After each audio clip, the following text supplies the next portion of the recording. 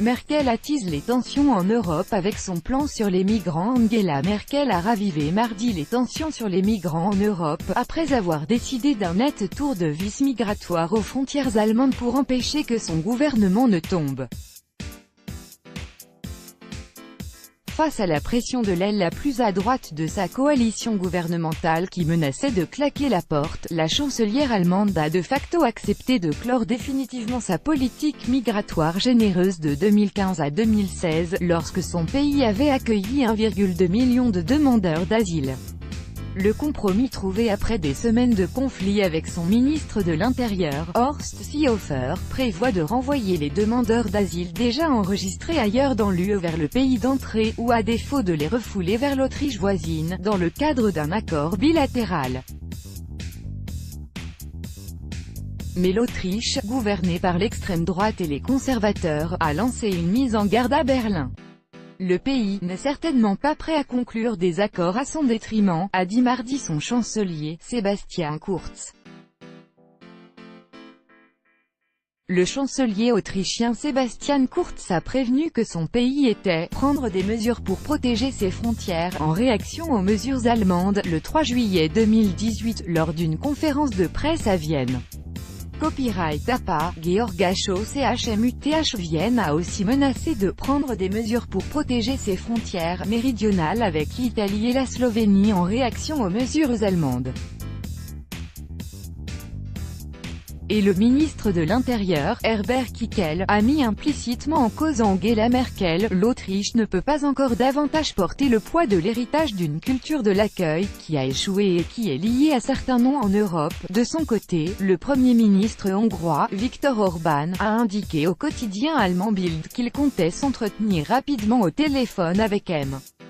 Kurz, insistant sur le fait que « la position hongroise est inchangée depuis 2015 et c'est aussi la position de l'UE depuis le sommet de Bruxelles, protection des frontières extérieures de l'UE et centres d'accueil en dehors de l'UE, effet domino ». L'accord conclu lundi soir à l'arraché.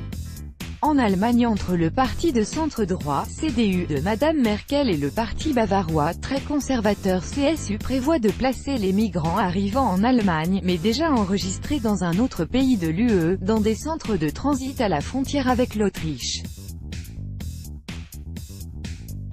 Cela concerne en moyenne un quart du nombre total de demandeurs d'asile. Le ministre allemand de l'Intérieur et président de la CSU Horst Seehofer, à Berlin le 2 juillet 2018. Copyright DPA, Bernd von Juttertschenka. Pour tenter d'arrondir les angles avec Vienne, Horst Seehofer, à l'origine de la fronde contre Madame Merkel, va rendre visite jeudi à M.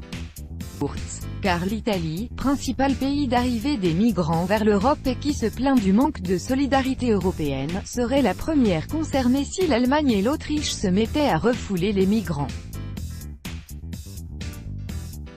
Et ce alors que le dernier sommet des dirigeants de l'UE sur les migrants à Bruxelles avait promis davantage de soutien à Rome et promu les solutions européennes, quand internement, le chef de la diplomatie italienne, Enzo Moavero Milanesi, a critiqué les menaces autrichiennes de contrôle renforcé à la frontière avec l'Italie.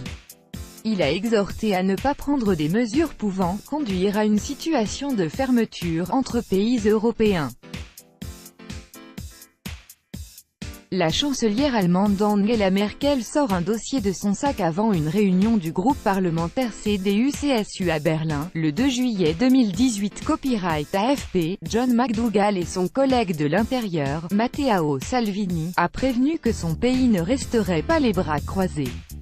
Si l'Autriche veut faire des contrôles, elle en a tout le droit.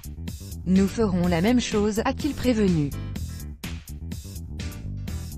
Le chef du gouvernement tchèque, Andrej Babiš, très critique vis-à-vis de la politique d'ouverture de l'Allemagne aux migrants, s'est félicité de la fermeté nouvelle affichée par Angela Merkel. Les migrants, qui débarquent en Italie ou en Grèce n'ont pas le droit de choisir de vivre en Allemagne.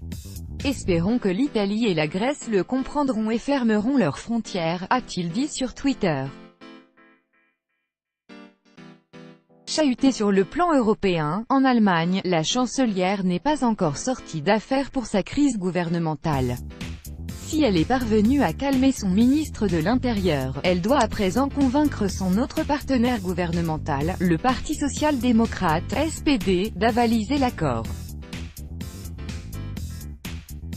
Ce dernier s'est montré plutôt optimiste. Sa présidente, Andrea Nahles, a assuré que des progrès avaient été enregistrés après une première rencontre pour discuter de ce plan avec Madame Merkel et M.